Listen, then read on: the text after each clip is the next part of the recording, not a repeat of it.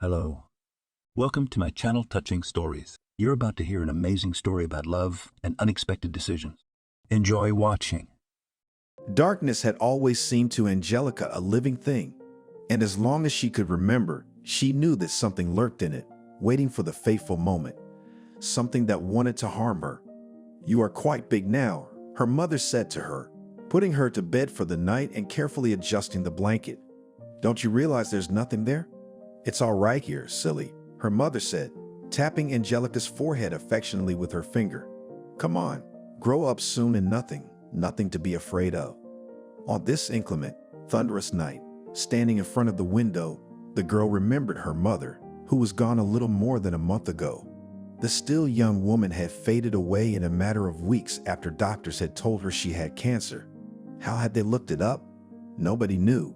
Just Angelica's mom thought that fatigue is from work, from household chores. And now her daughter is all alone.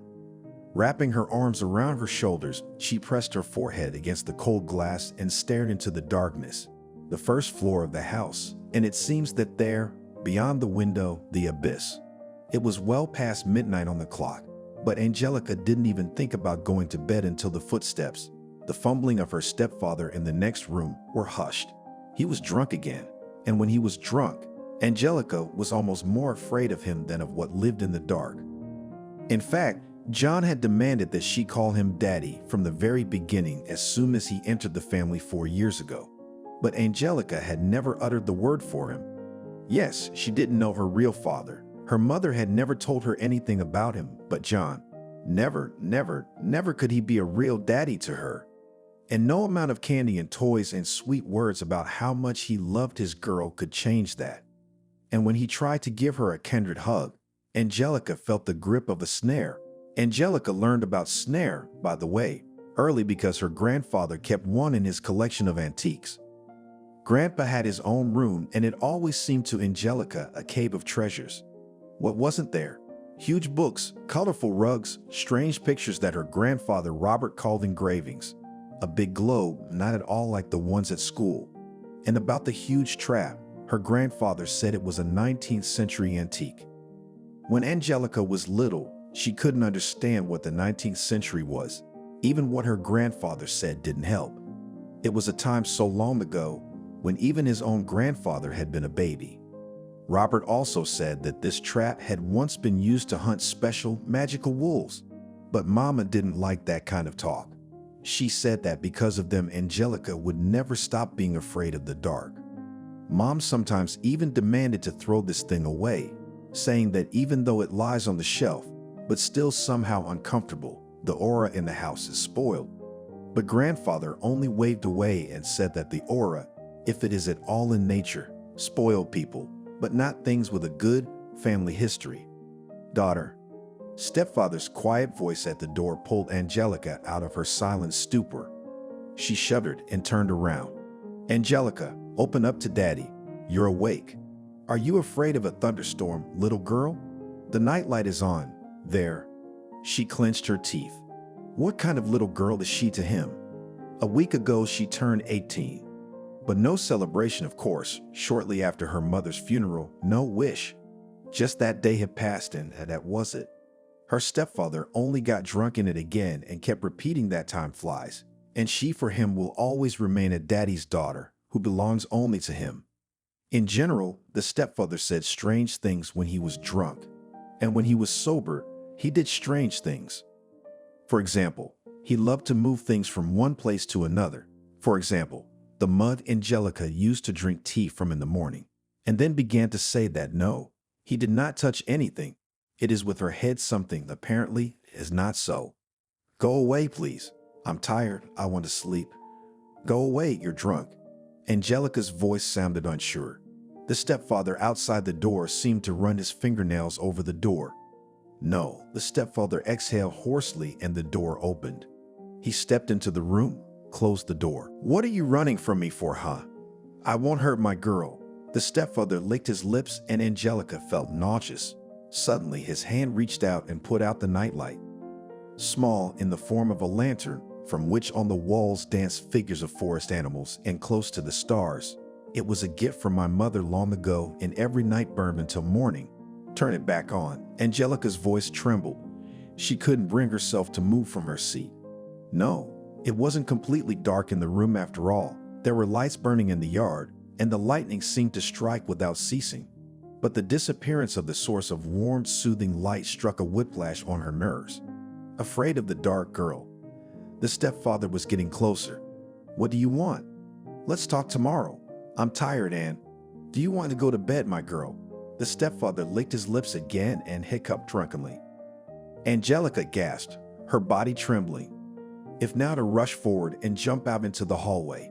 You can wake grandfather. He will calm him down.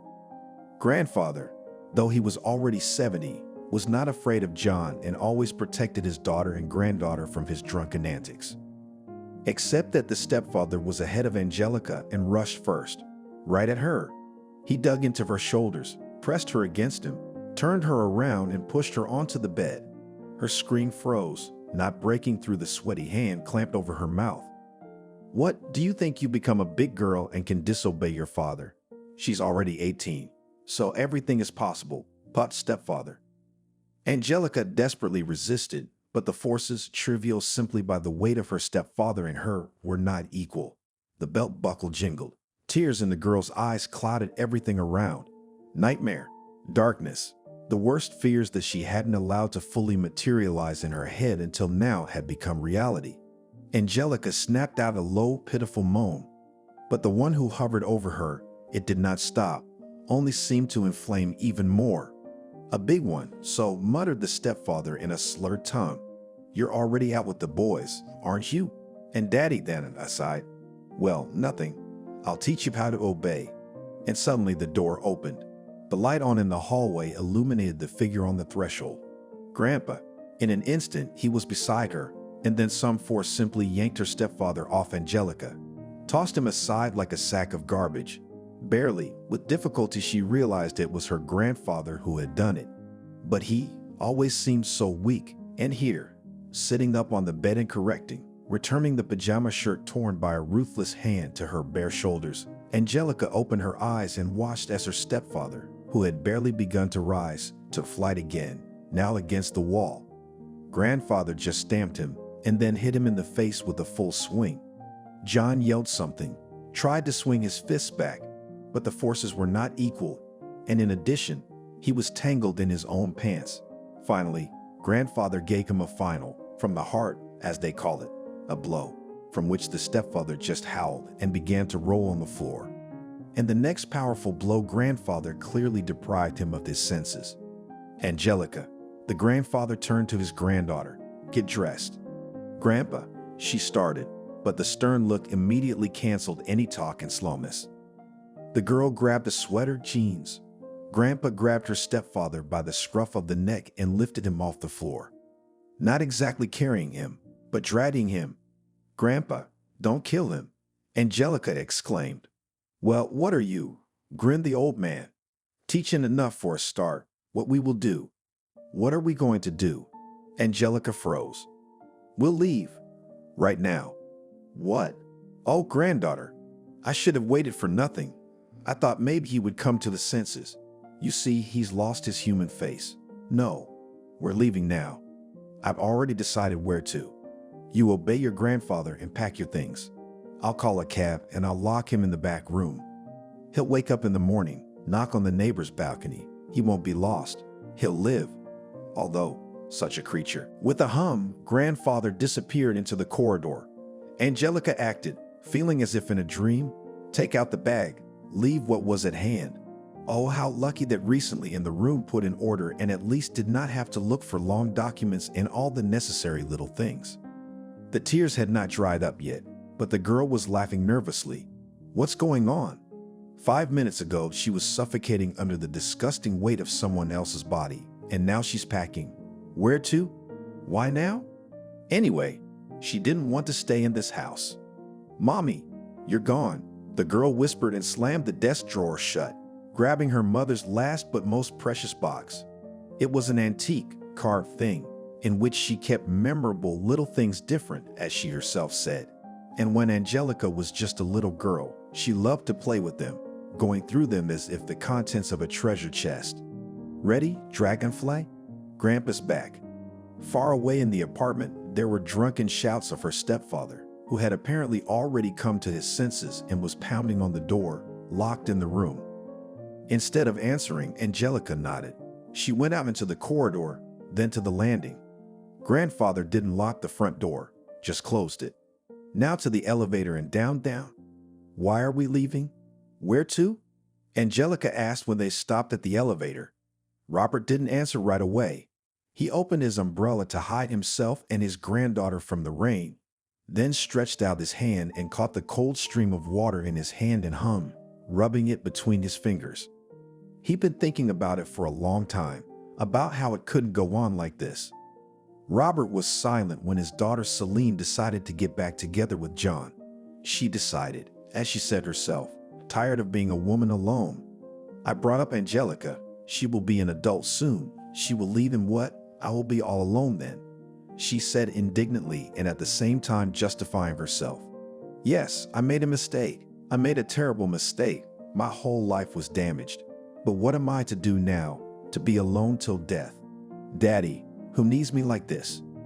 There are so many young men, and here's a stranger's child, and even stranger, with strange things. No, John's not the best man in the world, but if he isn't, I'm afraid this is my last chance. Robert didn't argue. He kept the family together for so many years. I mean, he denied his daughter the right to a private life. Where with a kind word, and where with strictness, he had convinced her that Angelica's upbringing was her main task, her duty as a good mother. He thought, so really, it will be better. A small family lived and as that, sometimes even like it seemed that they were happy. Angelica's mom was so young when her daughter was born, only 20 years old, and it was not a planned child. And the father of the daughter, it was possible to consider that there is no at all. That is, roughly speaking, biologically, of course, he existed. But in that murky, dirty, cruel story revealed enough burning truths that Selena refused any connection with this man. Only her father trusted the truth, and he, feeling immensely guilty for allowing what had happened, agreed with her. Although he sometimes realized that no, he could not have prevented it. To be more precise, he could have. If Selena had told him everything at once, instead of being alone with her misfortune. In general, the father-daughter bond could have broken, split like an iceberg under the impact of waves, but it was Angelica's appearance that became the saving glue for her. The baby gave them strength, gave their lives meaning. Angelica had been dusted off. No daycare why, when there's a grandfather who, possessing a sharp, developed mind, taught the little girl to count and write, looked after her, and along the way before he retired and after, generously spent on her most of his salary. She was his historian and culturologist, specializing in folklore, not that great, but with what the accountant received Selena for the needs of the family was enough. Angelica grew up a quiet, domestic child. She went to school, but she did not make many new friends.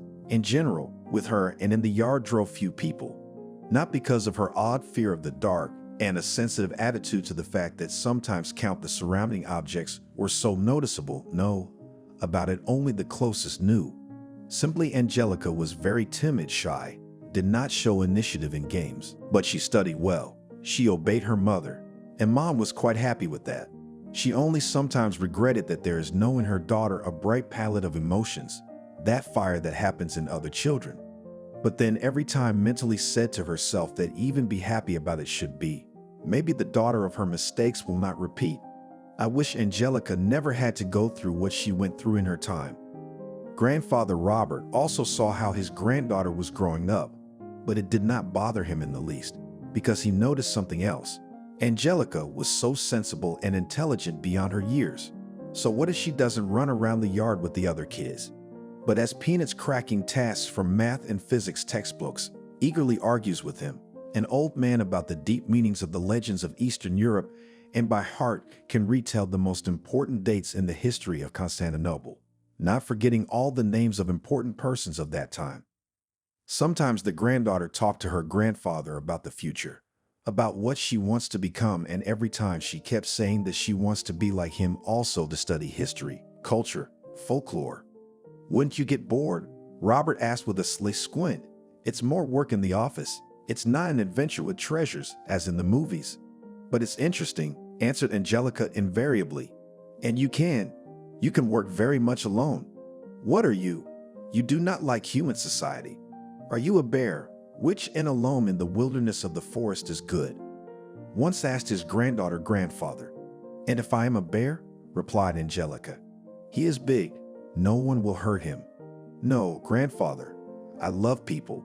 It's just, I think I'm something else. You're the only one, Robert grinned, and the best granddaughter I've ever had. And that, believe me, is even more important than science. And even if you become a fool and forget your alphabet and your name, I will always and always love you. Much later, looking back, Robert thought that he would not have allowed that Selena got together with John. But as if an evil fate, then Robert spent almost 2 months in the hospital, first finding himself there with pneumonia, and then, on the eve of discharge, had a heart attack. And when he returned to the apartment, it turned out that Selena not only brought a man, but also had time to sign with him. And she was determined that this was her last chance at womanhood, and she demanded that John be registered in the apartment. She said that if she didn't, she'd leave. She'd pack up her things and her daughter, and she and her husband would leave. Robert, with a broken heart, agreed to everything, but he kept an eye on his son-in-law. Scolded him when he drank in the first years. John as if obeyed. He worked, however, in different places, then a loader, then a guard at the warehouse. But Selena blossomed with him. She started wearing makeup and dresses, cooked a delicious dinner for the return of the spouse because she worked near the house and had time to patronize. Selena never tired of talking about how happy she was. Robert, after his illness, when one led to the other, suddenly began to feel guilty. That because of the long-standing fatal disobedience of his daughter and a keen desire to take care of his granddaughter, condemned Selena to a lonely woman's life. Robert had repeatedly told John that he was a stranger here and had no right to bring up Angelica, in general should not get too close to her. What are you going to do to me, old man? John snapped at him. You yourself will fall apart soon. You don't get out of hospitals. Actually, that was only half true. Robert was really old. He tried to take care of his health. He was a head taller than his son-in-law, broader than him in the shoulders, and in principle, he never complained of feeling ill after he came out of the hospital. Robert always believed that men in their family were strong. His own great-grandfather had lived until he was 104 years old and had kept a large farm in the village until the last, commanding everyone so that even the mice went on a string. Robert did not run himself 8 without excesses. Morning began with exercise and even went to the gym, bought a subscription. Which, by the way, very funny, Selena. If you want your father to be an old man, then I'm sorry, my daughter, there will be no such thing. Yes, he's sick, like all people. But is that a reason to suddenly abandon yourself? Time passed, and one day Robert realized no. John was looking at Angelica for a reason. The bastard suddenly began to throw phrases that here she will be 18, will be a bride, will be a girl in the very juice, and it must, therefore, from the grooms to protect. Robert could not listen to how Selena takes these speeches as a joke, even happy that stepfather, you see, ready in advance to protect the honor of stepdaughter. When it became clear that Selena is sick, Robert suggested let's sell the apartment, start treatment. He also offered to sell his house in the village, but she was against it. No, I can't do that to Angelica. This is her future. She needs a good place to live. And me, I guess it's my time. I guess it's for the way I used to be. Robert felt like hitting her for the only time in his life, just to slap her so she'd come to her senses and stop talking nonsense, because he'd long ago decided for himself that what had happened wasn't Selena's fault. She was just too young. She didn't go to anyone for help. They could have just left, fled to the city, and then, after his daughter's death, the only reason Robert didn't collapse into the black abyss of despair was because he knew Angelica needed his help.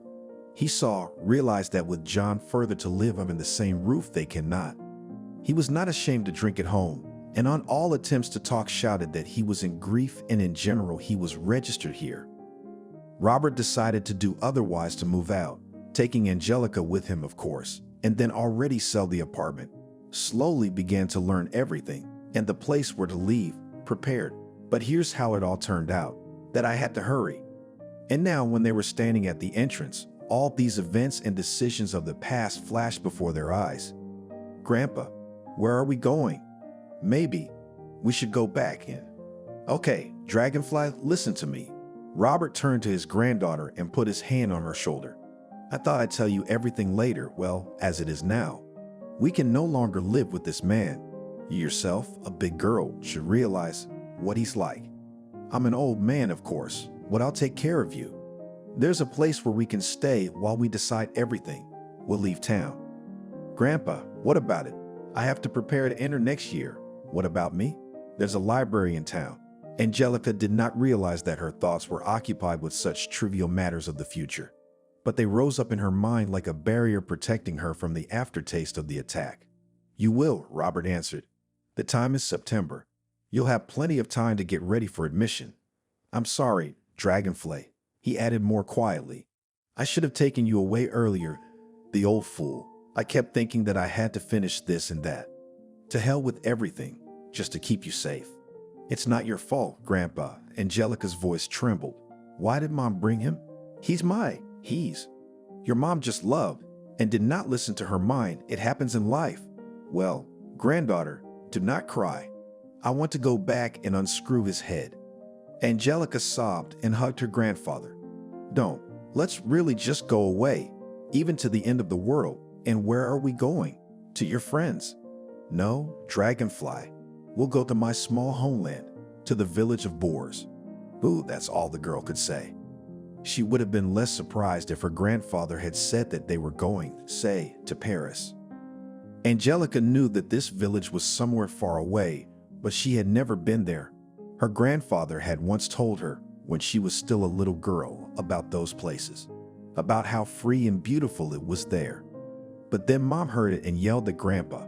She said she shouldn't tell her daughter about it. She'd had enough of that damn place.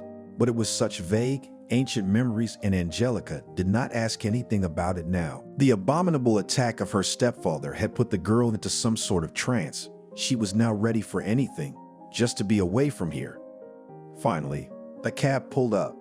The driver, a chatty and smiling guy who introduced himself as Vasily, loaded the passengers' things and under the story about what an unusual shift he had today, took them to the station. And the owner of the pug said to me, "Don't worry, we are calm today." What does he do when he's not calm? I do not envy her husband. Gilbert the guy, carefully taking a place in the parking lot. That's it, here we are. What time is the train there? We'll make it, answered Robert, counting out the bills with a bounty for the trip and for tea. Grandpa, have you bought tickets already? Angelica was surprised. No, but the nearest one is leaving. Robert glanced at his wristwatch. In 3 hours, if there are no tickets for it, then we'll go next. Grandpa, will he be looking for us? Who knows? But don't be afraid, smiled the old man. I won't let him hurt you. Now let's get to the Boars, rest, and slowly get on with our lives. Look, Dragonfly, there's a 24-hour buffet. What do you say about the pies? Unhealthy, fried, but tasty.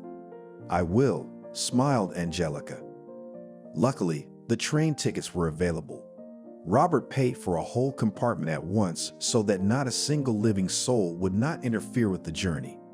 Unfortunately, we don't have grilled chicken and boiled eggs, but there is a restaurant car, so we won't starve. Give me that bag, granddaughter. Careful, put it here. Something jingled in the bag. Robert carefully placed it. Angelica frowned. It felt like a box. Grandfather, is there a trap in there? Robert nodded. Grandpa, you told Mom you were going to throw it out. Yeah, that came out badly, but that memory is mine. That trap? What's that? Oh, Dragonfly? I'll tell you later, but for now, he doesn't ask for food and drink, and he won't jump out from under the shelf, won't bite, right? So forget him for now, forget him. Let's better make the bed and you go to sleep, or look, quite sleepy eyes. Angelica agreed. Now, under the measured clatter of wheels, when with every moment the train carried away farther and farther, she suddenly felt so tired. Still, however, wanted to wash to wipe with a washcloth all traces of touching stepfather, but now it was impossible and therefore could wait. Early in the morning, when the dawn was already dawning, grandfather woke Angelica to admire the view outside the window. It was really a breathtaking sight. The train was rushing past the river, on a vast meadow in front of which cows were grazing. Summer was running, flying to the end, and the cattle were walking on the last succulent grasses.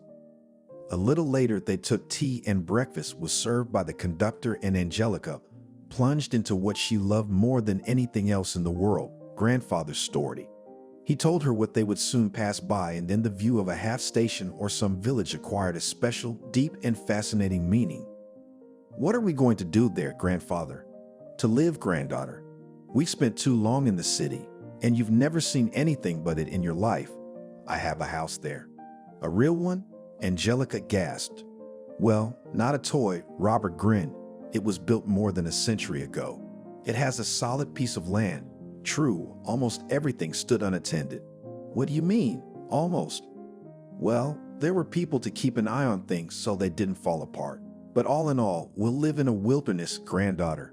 But believe me, that's what will do our hearts good now." The road took a long time.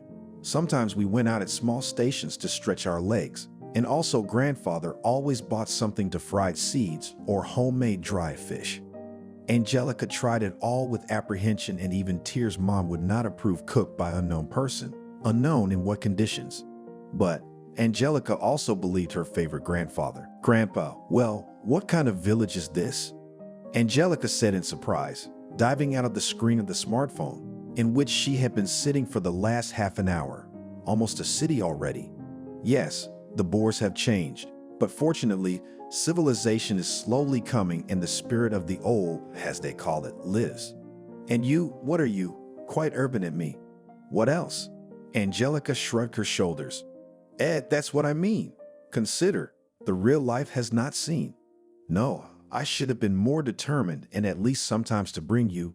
Look, and would not have grown up such a boo."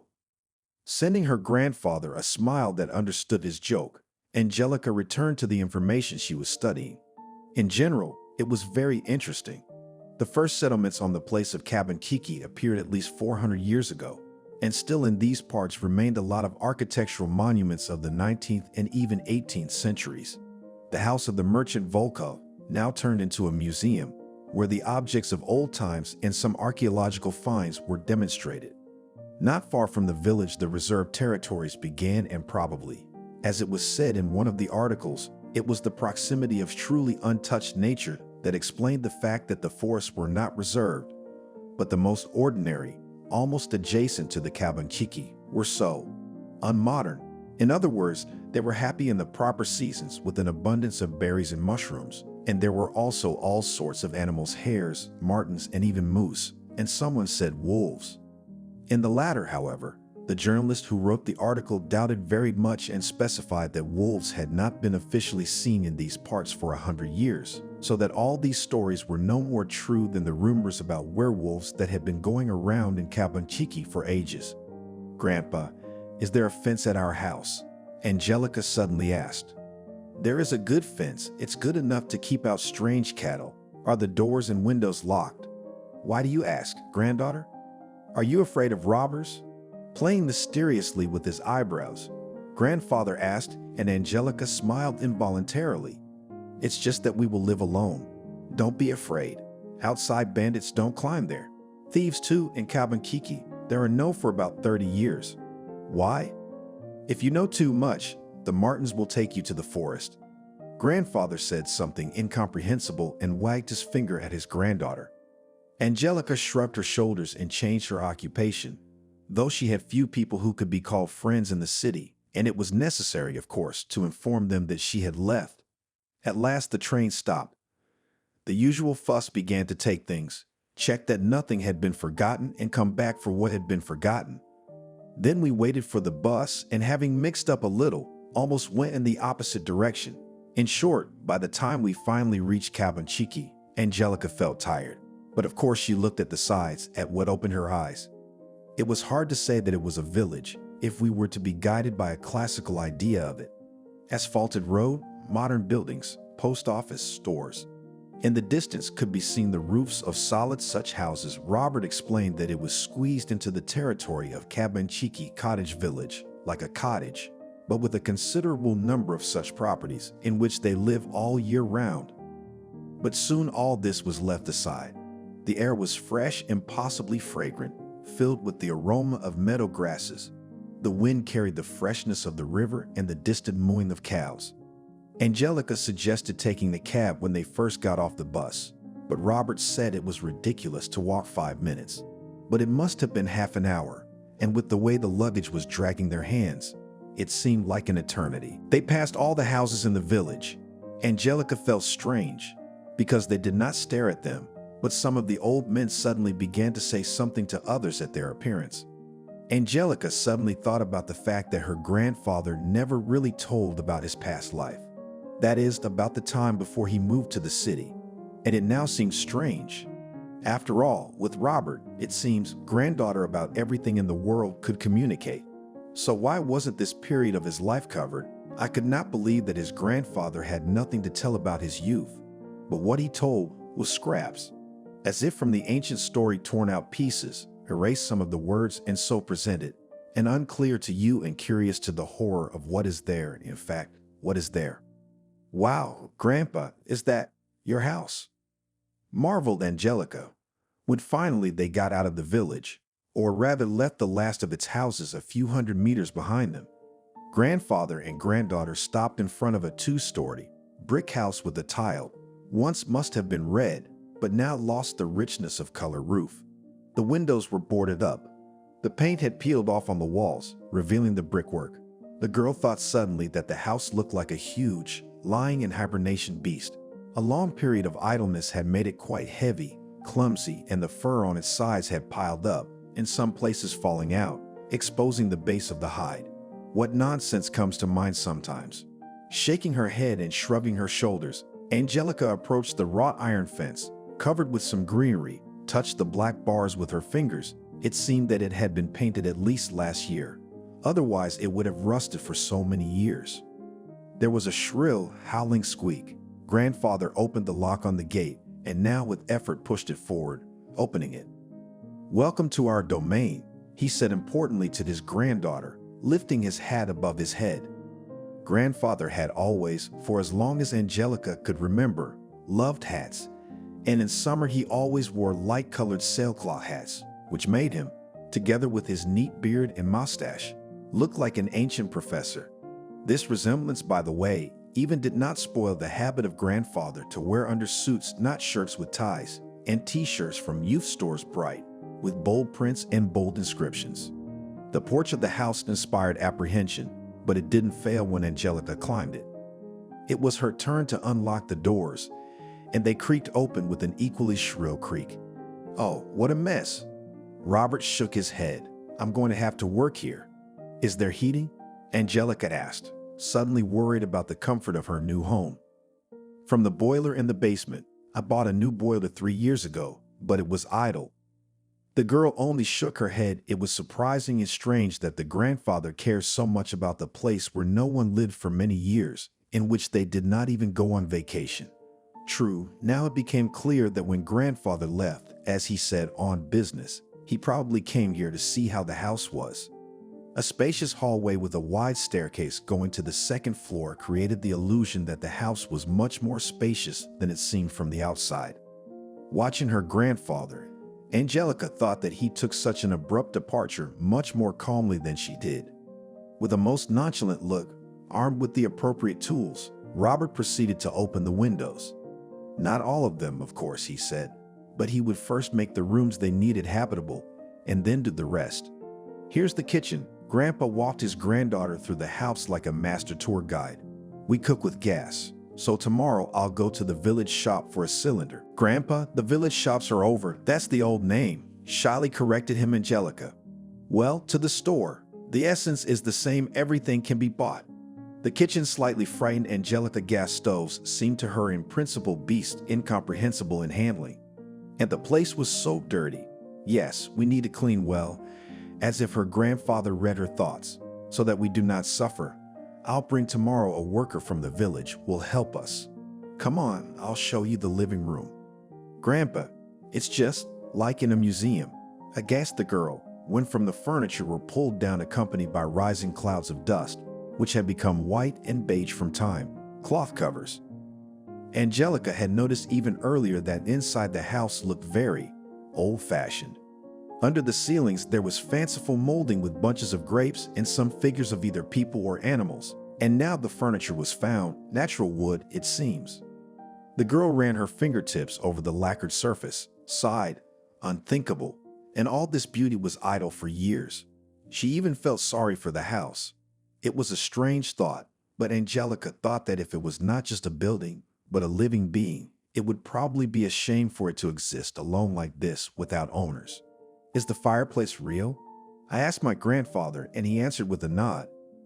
Then we went to the second floor, where according to Robert there were living rooms, and a couple of guest rooms, and also a study. Well, let's take these, the old man decided, showing his granddaughter the two rooms next to each other. And although he said nothing, it seemed to her that her room had once belonged to a woman. It was indicated by the look of the bed. Its four posts were covered with carvings with floral ornaments, and there was a table with a triple mirror against the wall. The girl wrinkled her nose at the wallpaper, which must have come from the 50s, but in this room on the wall by the bed, it was literally falling off, and it was clumping up alarmingly. But since she was going to live here now, or rather live here for a while, she had to put up with everything. And to get used to it, Angelica decided to put some of her things in the room as soon as possible. Her mother's jewelry box on the table with mirrors, her favorite nightlight on the bedside table. The girl froze. Then she rummaged through her bag once more. The nightlight was gone. No, it was not lost. She left it in the room of the city apartment. Forgot. Oh, dragonfly. Like a little girl, honestly.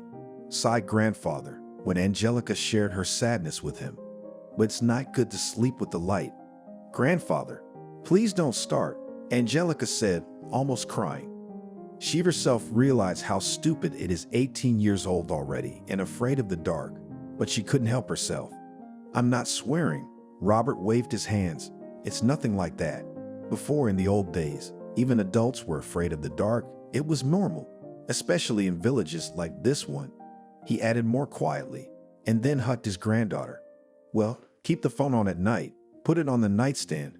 I'll look in the village shop tomorrow. Maybe they have lamps, or you could light a candle. No. Angelica calmed down and even smiled. I don't want a candle. What if there's a fire?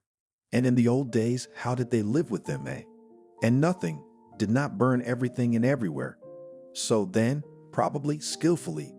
That's right, Robert nodded. In the old days, we lived without the internet, but in many ways we were smart, and in some ways we understood more than we do today. Well, now that we've looked around, granddaughter, let's walk back to the village and get something for dinner. I'd order sushi too. Grandpa added in a hooligan tone. But I'm afraid the delivery zone doesn't extend to the Boers. You should get some rest, Grandpa. Angelica hated to be weak. After all, she's so young and Grandpa's old. Why don't I go? You just write down what to buy. Okay, he agreed. Before going to the store, still found out that the water supply in the house again has heating from the boiler, and in principle the quality of water is not frightening. So Angelica went shopping almost in a good mood. It was nice and strange at the same time to walk along the empty road, listening to the silence. No, of course, the silence was not absolute, but against the background of the city noise seemed just fantastic.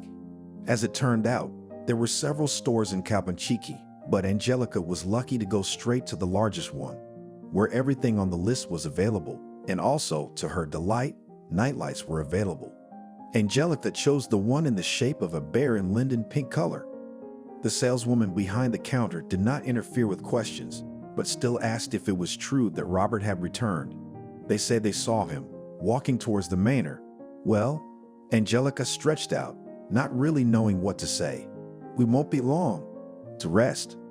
Fine, said the saleswoman and looked at her strangely. Give him a bow from us Sidorops, and tell him the walkers still live here too. And the stones remember. I will, Angelica rounded her eyes. She hadn't expected her grandfather to be such a famous person, but apparently just lived here his peers, and maybe he wrote them letters. Finally, loaded with bags, Angelica went outside. The sun was slipping towards sunset, having changed the gold of light to a soft crimson tone. The girl was suddenly touched by the thought that dusk would soon come. Surely she would make it back before they did. How annoyed she was with her own silly, groundless fears. The road home was winding ahead in a ribbon.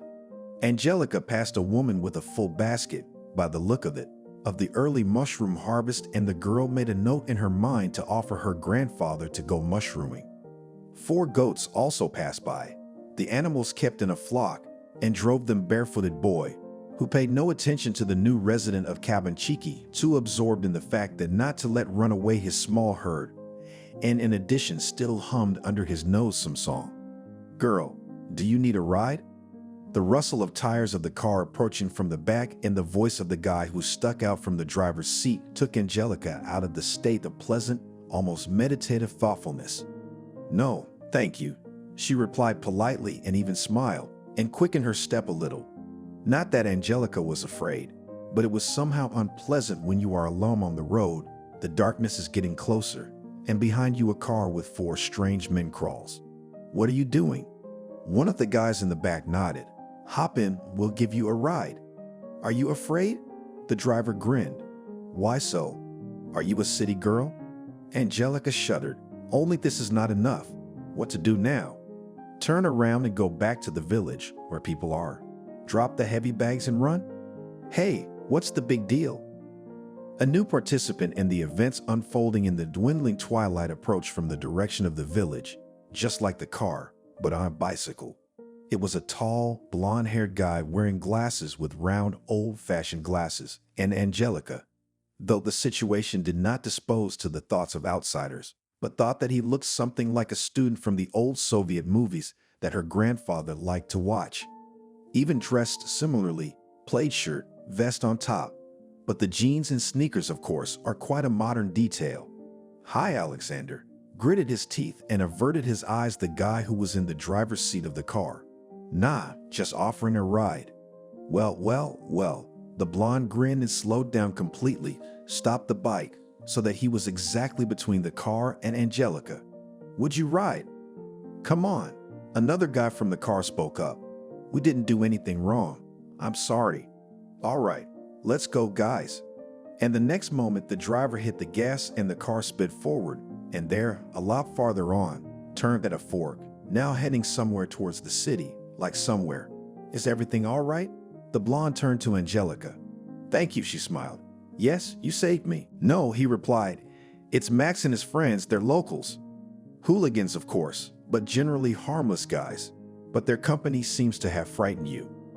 "If only a little. I really recently came here, only today. I came with my grandfather." Completely dared to communicate with the stranger Angelica and waved her hand, pointing to their house. "That's where we live." "Oh, so Robert's back," the boy said thoughtfully and sent Angelica a very strange look.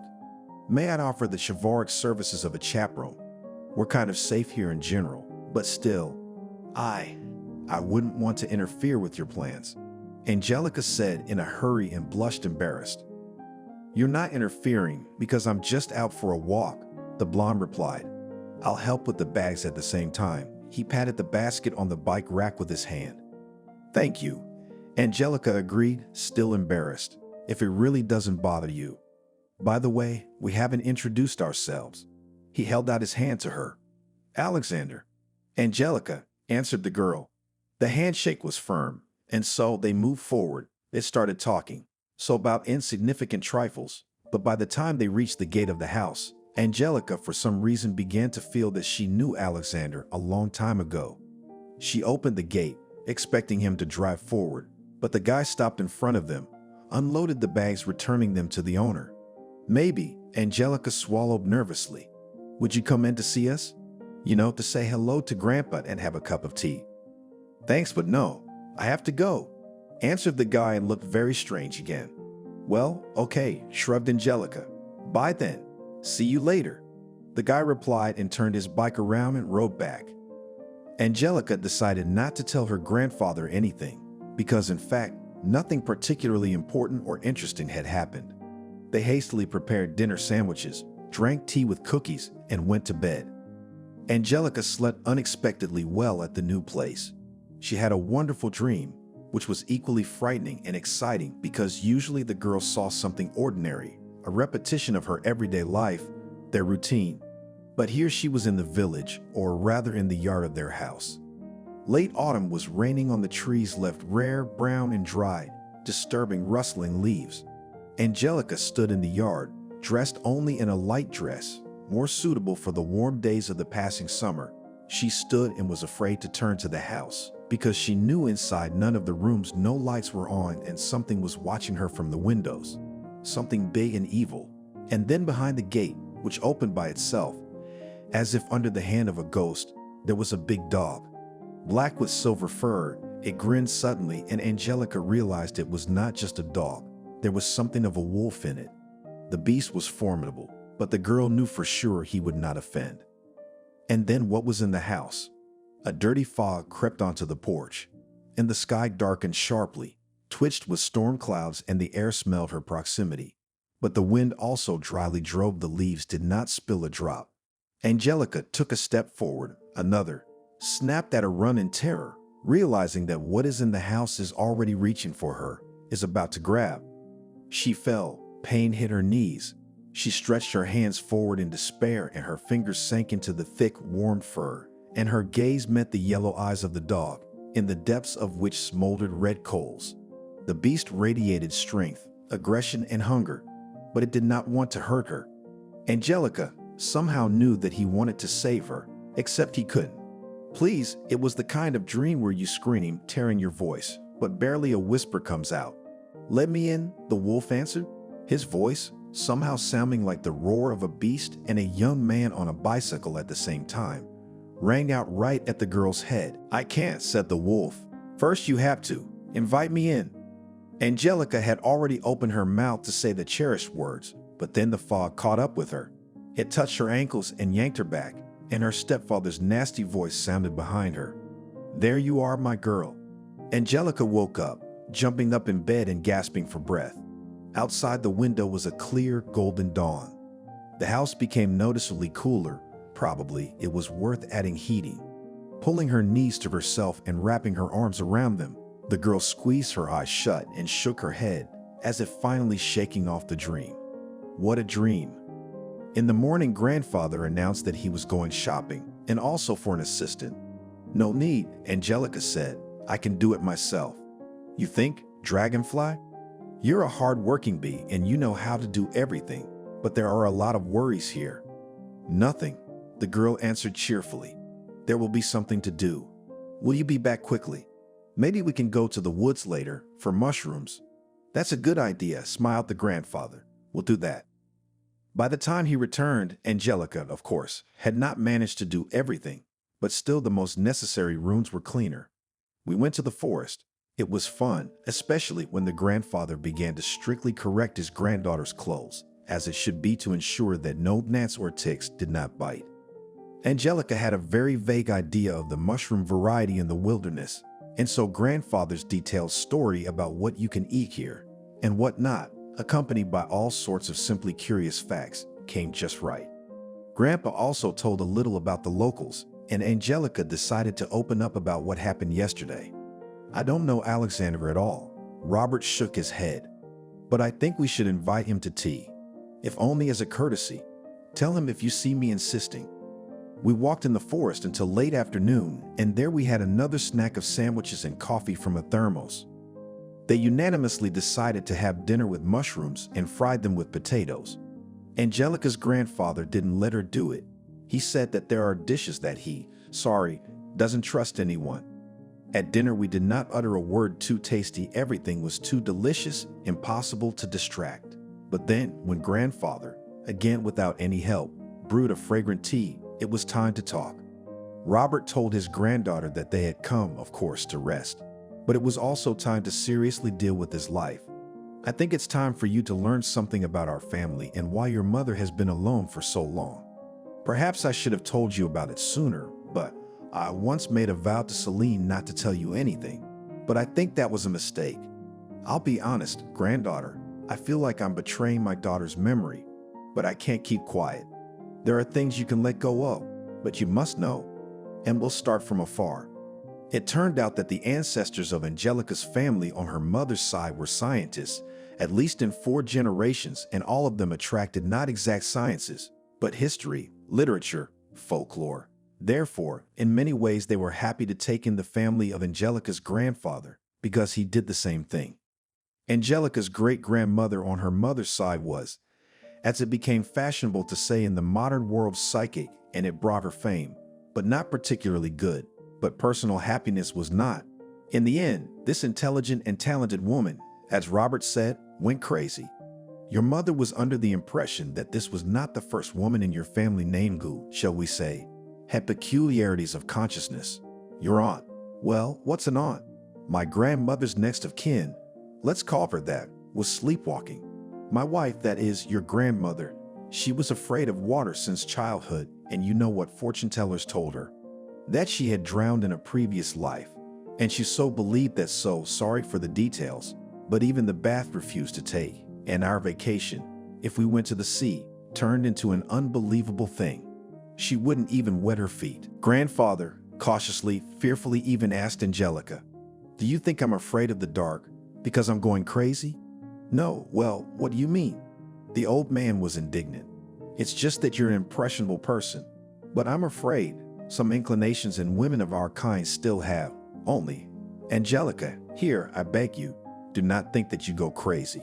Rather, I repeat, you are extremely impressionable nature, and you in life contraindicated strong emotional shocks. And also, by the way, if you believe what went among the women of our family, you may have the gift of a psychic, a seer. I wouldn't want that." Angelica shrugged shakily, though the room was very warm. "What happened to Mom?" "And with her, dear, what happened is this, and again I'm sorry that you have to learn all this. Your mom fell in love with a man when she graduated. It was clearly a hopeless case, but she decided that he was a man destined by fate. I was ill with something like asthma at that time, and since I had the opportunity, I decided to move to the countryside to improve my health. At the same time, I began to teach the locals here. That is, there was a school here, everything. But I gave lessons, was, let's say, a tutor in history. I liked to collect local folklore.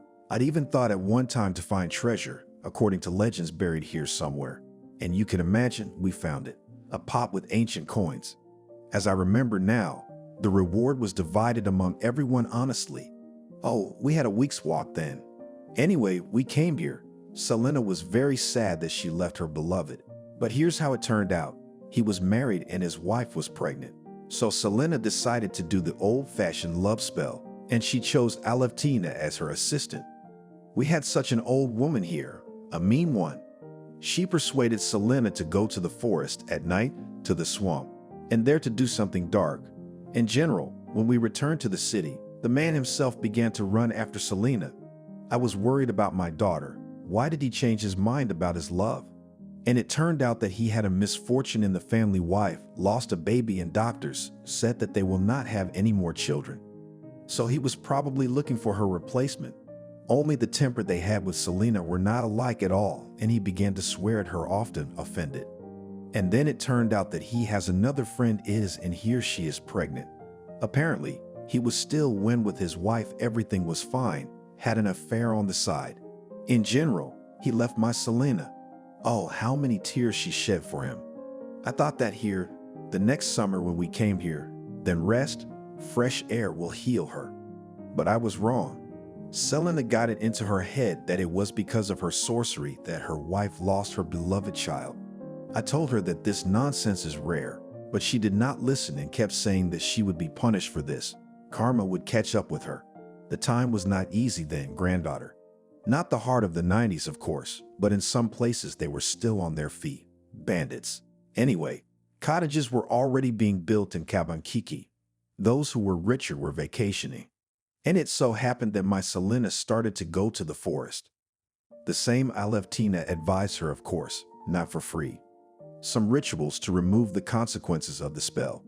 And one day Selena ran into bandits in the woods. They were having some kind of showdown. In general, it was a bad business, but it so happened that the leader liked her.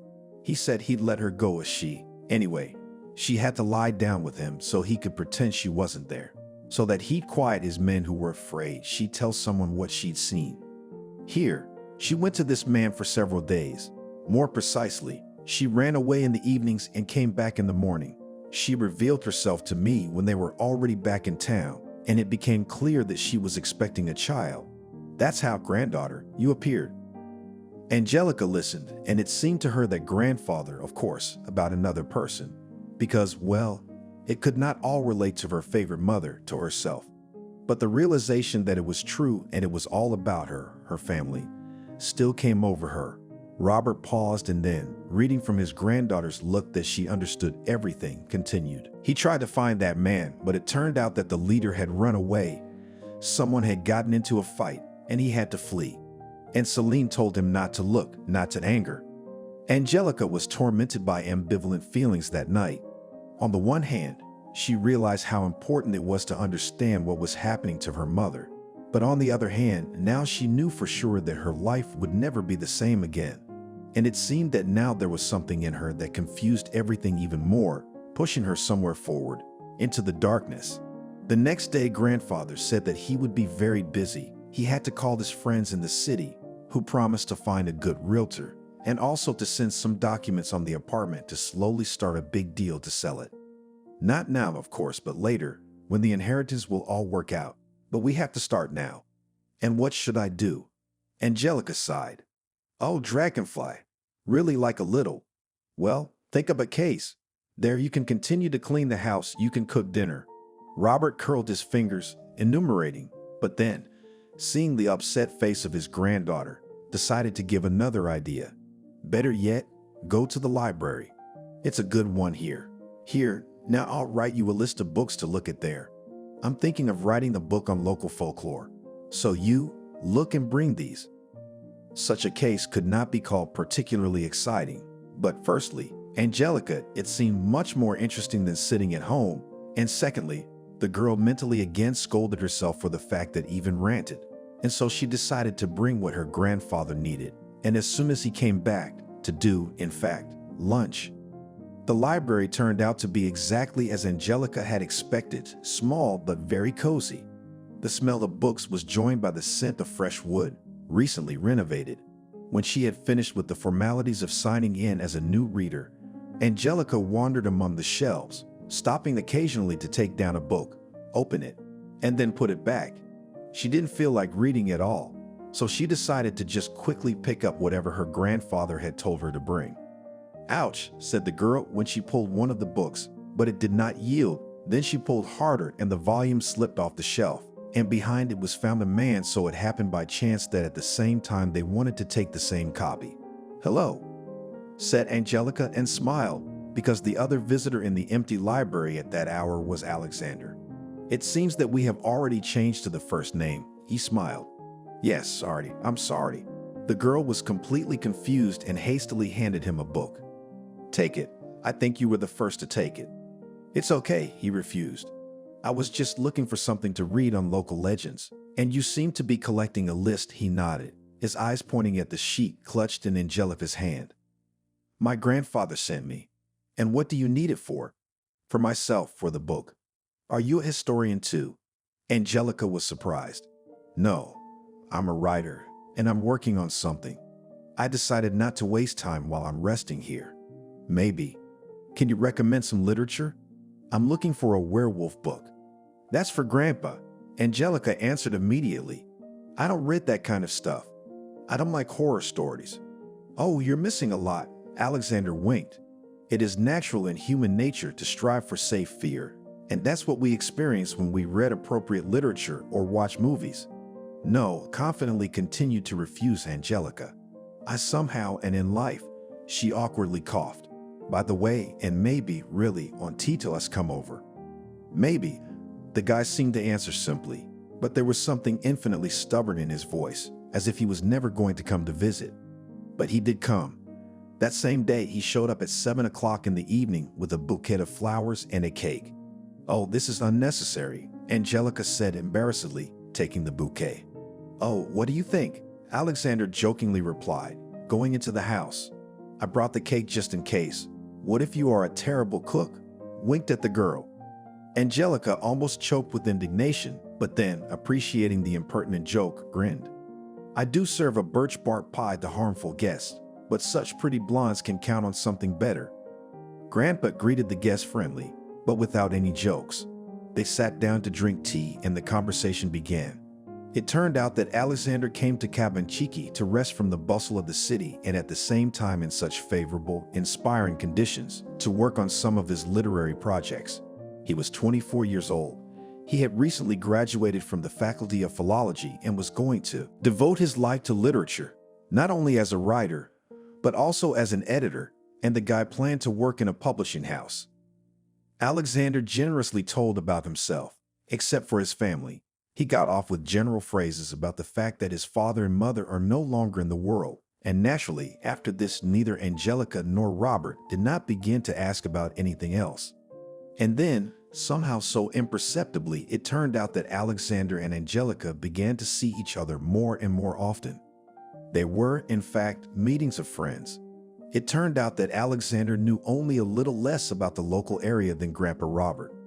Alexander showed Angelica an amazingly beautiful forest lake, and although now it was completely out of season, but from his words she easily and vividly imagined how in early summer it is covered with lily flowers. The guy invited her to go down into a small cave.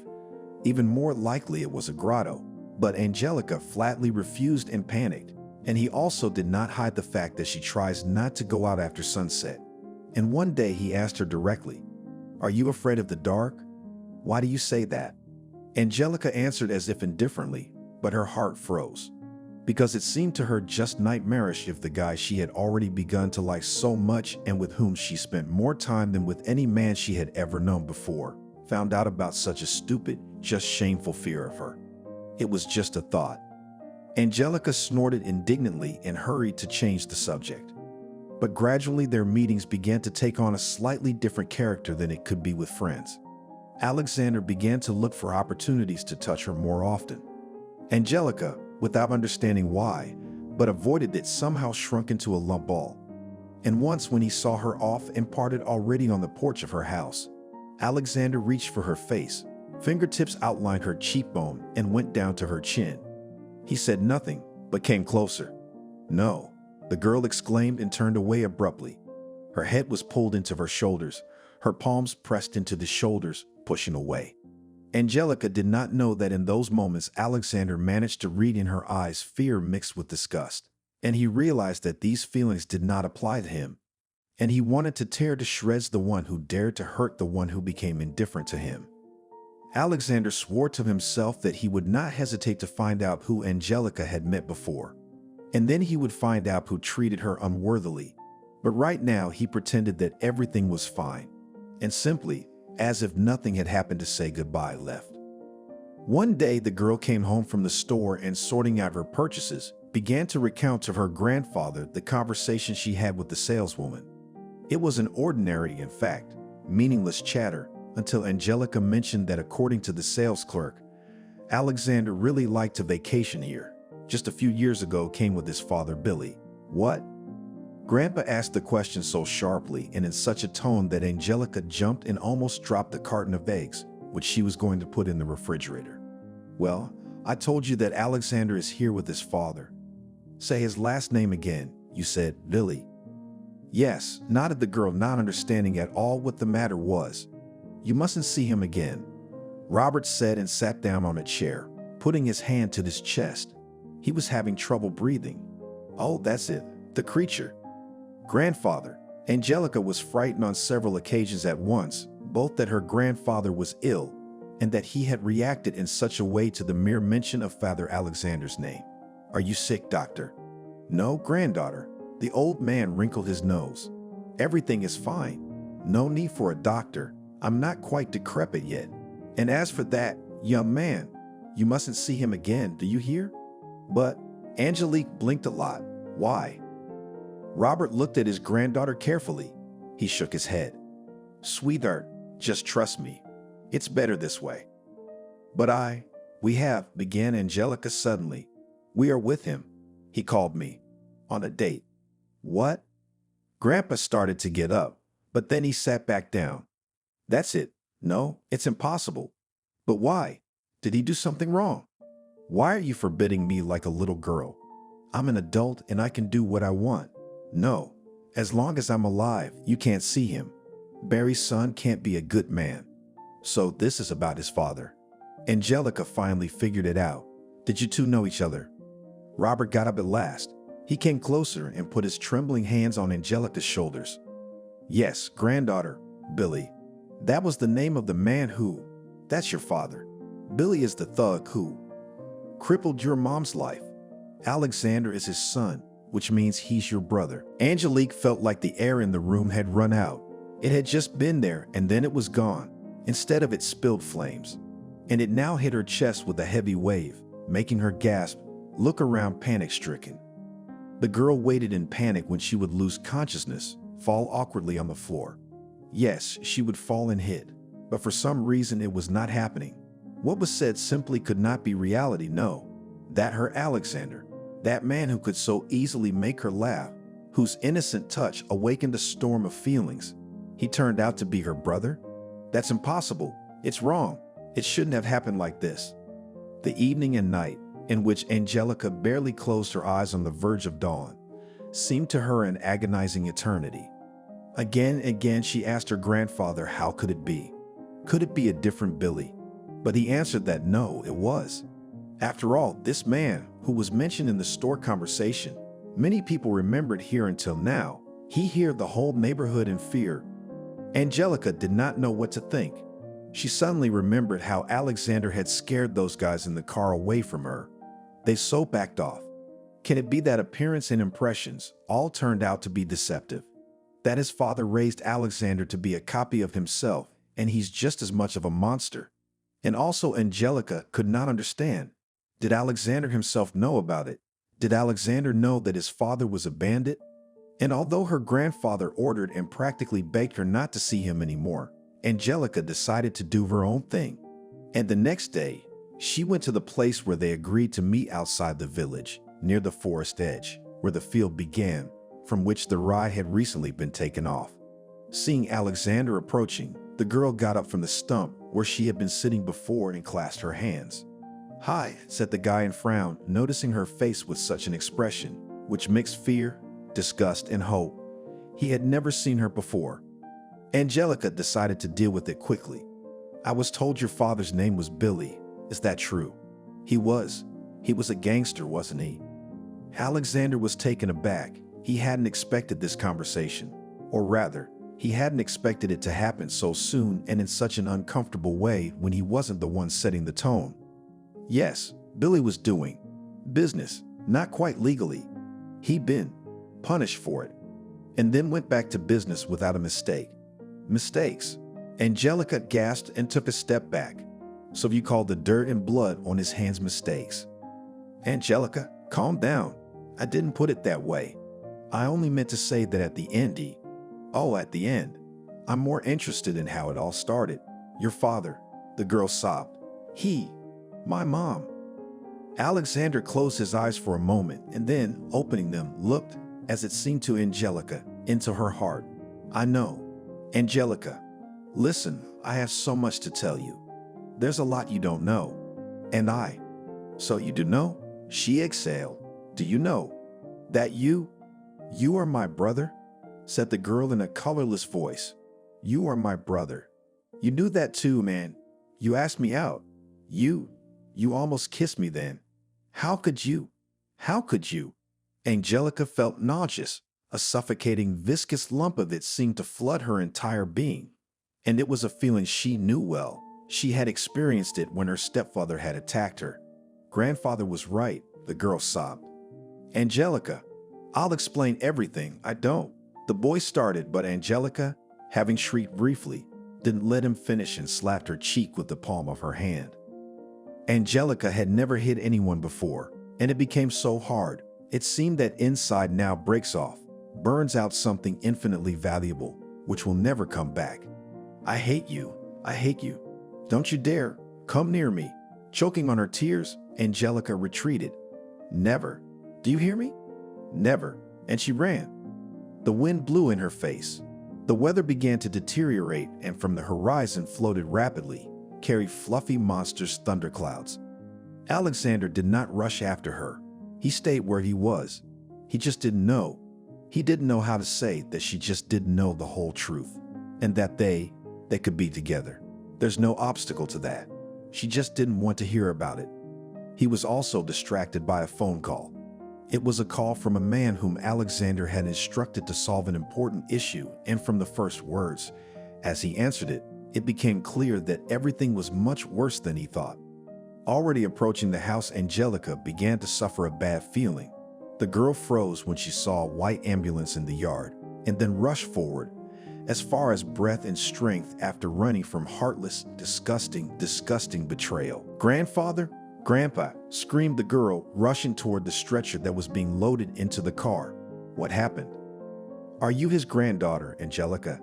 asked the doctor, who caught her carefully. "He called for you." "It's okay. He's alive." "A heart attack. He needs to be hospitalized. You can come with us." The young doctor spoke quickly and clearly, keeping eye contact with the distraught girl. Yes, Angelica nodded. Of course he wanted to come, and so scared for dear beloved grandfather that all other problems, his own broken heart, all receded into the background. In the end, after the grandfather was in the ward of the hospital of the district center under the careful supervision of doctors, Angelica had to go back, with great difficulty, but the doctors managed to persuade her that spending the night in the hospital is not the best idea. Besides, the patient needed to bring some necessary personal belongings from home. And only when she went outside, Angelica realized that she had neither money nor even a cell phone with her. And meanwhile, it was getting darker and darker. "Wow, what people!" A car with guys from the village slowed down near her. "It's cold to look at you," smirked the one who sat in the driver's seat. Angelica was surprised to realize that it was really cold, and she was wearing a light dress, which she had chosen in the morning, when the weather was still wonderful and warm in summer. "Are you waiting for the streetcar?"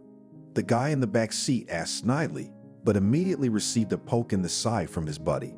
"Stop laughing. Can't you see something's wrong with her?" He leaned out the window. "What's wrong?" Angelica did not like to cry in front of strangers, but here she burst into tears and said that her grandfather became ill, and she did not know how to return home. "So get in, we'll give you a ride." The driver waved an inviting hand.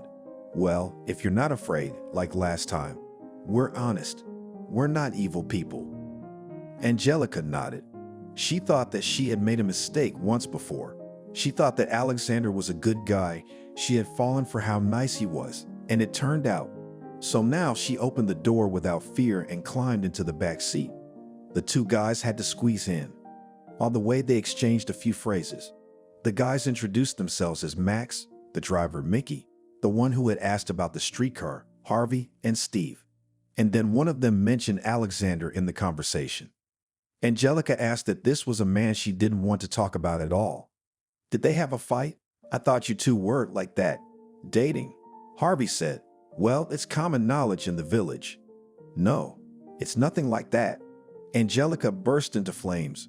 "He's not at all what I thought he was. He's a terrible man." "Is that Alexander?" Max marveled sincerely. "Well, you women honestly do not understand. You want bad guys. You don't like who would refuse it." When Barry got out of crime, he became a businessman. He made a lot of money, and then he died, just like his friend in the accident. It's mystical. And then there was a lot of noise that Barry gave everything to this kid in his will. He was a regular guy, but now he's a millionaire. Obviously, everyone was wondering why, so they started talking. Barry lived his whole life alone. He had women, but only for a while. He changed them like foreign cars. I guess he realized later that he hadn't had time to have children. Mickey joined in the story again. They started saying Alexander was Barry's son. Blood. Well, as if he'd had an affair with his friend's wife once, and then, in order not to ruin the family, kept everything secret. So it turned out that somehow everyone here decided that Alexander was the heir of that bandit, and that was it. Well, at first, we also thought that hair came, we would all go under bandits again. But then we talked to him, and it became clear that Alexander is not engaged in any such business. He is as pure as snow. And what they say, well, what difference does it make? Whether he's Barry's son or not? Barry's like a second father to him. He helped him get back on his feet. Oh, we've had a good talk, Steve said, nodding toward the road where the village loomed ahead. Well, we got you there. Well, you. Angelica got out of the car as if in a trance, and her head did not fit all that she heard now. In general, we told you everything as it is, summarized Max. Bye, and the car drove off. Angelica walked through the yard to the house. The meager, milky white moonlight was chasing dry autumn leaves. Some twigs crunched under her feet, and the girl distantly thought about the fact that the garden was in such disrepair. It would be necessary to put everything in order. Angelica did not allow herself to think that something terrible could happen to her grandfather. Grandpa Robert is a tough guy. He'll be fine. He'll live to be 100. Forcing herself to smile, Angelica walked up the porch and stopped in front of the door. I think she locked it when she left in a hurry in the ambulance. If such a return to the house with unlocked doors had happened to her before, she would have been terrified. But the past events had thrown her into a strange state of mind, and she acted as if she were acting machine-like, without thinking. And only when the door closed and the hallway was plunged into darkness, Angelica woke up, shrieked quietly, and tapped her hand on the wall in search of a switch. Where is it? Where? I found it. Something rustled, and Angelica did not immediately realize that it was the wind howling outside the windows. And until the light flashed brightly in the hallway, Angelica stood there and her gaze hysterically darted around the corners, the floor. Fear, that almost childish hidden, spread its paws, crawled out inexorably, but it was chased away by the light. The girl even began to laugh right about her grandfather said. Well, what nonsense. There's nothing like that in the dark. Angelica in general lately began to think that she was not afraid of anything. She was less afraid of the dark. And the memories of her stepfather and his ugly hands faded. Everything was getting better until she learned the truth about Alexander. Angelica shook her head. What on earth was that supposed to mean? He might not be her brother. But what does that change? Does it change everything? Or should she not be foolishly naive? Because how could a man like Barry have good friends? Could a normal young man who agreed to live and build his life, in fact, under the patronage of this monster? Angelica shook her head. Oh, she was thinking about the wrong thing. After all, right now she had other things to do. To collect the things that her grandfather would need at the hospital. Also to inform his friends what happened. Plus, of course, to prepare a home-cooked meal. These were all things Angelica decided to do early in the morning. The girl smiled, imagining how she would surprise her grandfather with his favorite zucchini pancakes. Only it is necessary not to fry them, and it is better to bake them in the oven. She went to her room and set her alarm clock for 7 in the morning. Then she took a shower and changed into her favorite warm pajamas. The girl reached for the bedside table to turn on the night light. She had already resigned herself to the fact that she would probably sleep with at least some light on for the rest of her life. But her hand found only a void. Angelica frowned and dropped it on the floor. She looked around, behind the nightstand and under the bed. The nightlight was nowhere to be found, but she definitely remembered it being here. Grandpa would never move her things without asking, and why would he? Suddenly the light in the room went out. Angelica gasped and hurriedly grabbed the phone. Hurry! The bright light of the tiny flashlight built into it cut through the darkness. She stepped out into the hallway. There didn't seem to be any light anywhere. None of the switches had tripped. Angelica sighed. This was such a thunderstorm. She felt uncomfortable. Would she really have to spend the night like this, leaving her phone on until morning? She glanced at the battery image and just clutched her head, ran her fingers through her hair and squeezed it nervously. There was only one division left in green. The phone was practically dead, and since there was no electricity, that meant it was about to go out. But before panic set in, she remembered that in the kitchen, in the sick closet, the most ordinary candles and matches should be kept, which meant everything would be fine. She would be left in total darkness. It was only a short walk to the kitchen, and in order not to be so frightened, because the darkness was too much around, Angelica quietly began to hum a song. A beautiful voice, my little one. The girl stopped as if she had hit a wall. Her body stiffened. No, not with fear, It was a different feeling. Hard, all-encompassing, paralyzing. She breathed often. "Did you miss your daddy?" Angelica glanced away, then found the strength to turn around. Her stepfather stood about 4 feet away from her on the threshold of the next room, the living room, lit sparingly by the moon, which had finally emerged as a gray disk through the gaps in the rain clouds. "What? How?" The words stuck in my throat, my tongue refusing to utter them. "Did you think your old man would save you?" My stepfather smirked, or rather grinned. Not hiding the pleasure, but not delaying it, he told his stepdaughter how it was. How he came to his senses in the morning, beaten, humiliated. For a few days it was all the same, where the little trash and the old man disappeared. But then different thoughts began to come, and then a man contacted him, called the lawyer who represents Robert's interests. He said that Robert intends to sell the apartment. "And I thought," continued the stepfather, "what does that mean? Me, the breadwinner of the family, on the street. All Angelica grew up, big became, and that's it. Do not need a man in the house. Think she will live on her own. She's so big." "Well, what are your eyes bulging?" Stepfather stepped forward. You grandfather," began Angelica, but he interrupted. "You're a fool, Angelica." "No, it was different. I've been here a long time. I've been looking after you. Well, it's a nice house. Expensive, I suppose. And you were so poor. Well, we'll fix everything," he muttered quietly, thinking something over, and smiled at her again in a nasty way. He looked at her from top to bottom, as if he were groping her. "You're hiding in your pajamas like a sack. You should put on a nightgown, or even better, stockings." Angelica shook. She shook her head. "No," she whispered, feeling tears forming in her eyes. "I was just thinking," the stepfather continued, and took another step. "How fortunate it all turned out. The old man's gone. You and I, sweetie, alone. It's a long night. We'll have time to talk, and you'll have time then to sign over your share of the apartment." It was only here that Angelique realized her mistake. She should have run to the street and then to the village. Of course, there, on the road, there would be nowhere to hide. But what prevents his stepfather now go looking for him? And the girl also thought that now it was time to call for help, but the phone suddenly went out of battery. Whimpering, Angelica shook it as if that would revive the battery. In this room, there was also a little light coming through the window. Angelica could see the table, a large armchair with a carved back. This was where Grandpa wanted to make an office, and suddenly her eyes caught on the bag, her grandfather's second travel bag, which had disturbed her on the train. It took Angelica only a few moments to remember what was stored there and how it could help her. Meanwhile, behind the door, somewhere in the corridor, John's drunken shouts and the sounds of doors opening were heard. He was checking the rooms, looking for her. And there was no doubt that sooner or later, and most likely not too late, he would reach this one. Could there be another way out?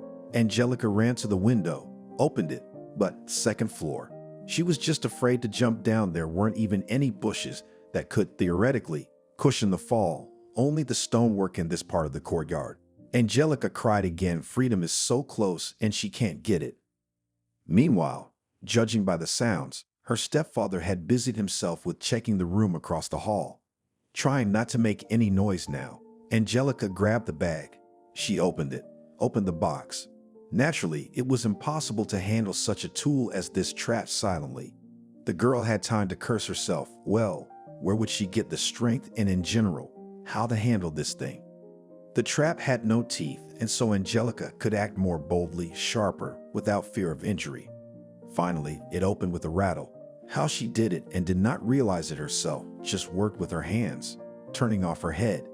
And the next moment, the trap was on the floor near the door, and Angelica herself snuck away, lurking behind the closet, just in time. The door slowly opened. "Where are you, little girl? You know, I don't like hiding. Come out yourself, or it'll be worse." The last word turned into a shrill cry of pain as John's foot caught in the trap. He just didn't see it, because when he entered the room, he was shining the flashlight in front of him, not down below. Angelica lunged straight at her stepfather, dodged, but felt his fingers trying to grab her leg. Shit. John sent a couple more curses after her.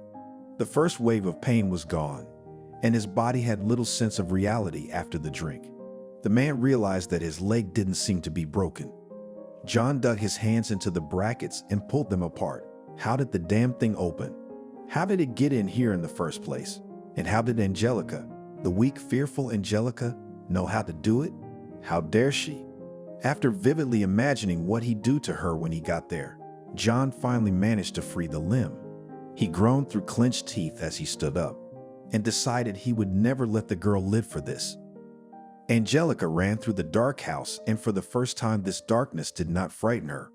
Now all the horror, all the fears, all the nightmare that could only exist for her in the universe embodied in her stepfather.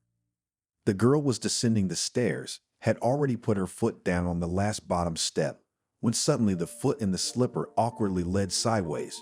Shrieking, Angelica fell down, bumping her elbow painfully. Gasping for breath, she got up and ran into something. Strong arms embraced her, lifting her above the floor. The girl screamed, struggling to break free. "Angelica, it's okay. Angelica, it's me." The familiar voice had a better effect in an instant than if the light had suddenly turned on. The light, by the way, was coming from the street through the open door, and it was coming from the flashlight dropped on the floor by the one who was holding her. Angelica stared at Alexander's face, opening her mouth helplessly. For some reason she couldn't speak. Finally, she squeezed out hoarsely. "Your stepfather." Alexander nodded, then bent down, picked up the flashlight, and holding Angelica under his arm, led her to the door. "Come on, I've already called for help." But she couldn't take a step. Her ankle was pierced by pain. Alexander picked her up in his arms and carried her out of the house. His car was just outside the yard gate. "What? How did you?" Angelica clung to him, clung desperately as he set her on the ground, and then, opening the door to the front passenger seat, helped her into the car. "I'll tell you later," he replied sternly. "Stay here." "Where are you going?" "No." Angelica was horrified when she realized that Alexander was walking back to the house. "It's all right," he turned to her. "But he mustn't go. He can't get away with this." "A trap," Angelica said hurriedly, wrapping her arms around her shoulders. "I said a trap." "What?"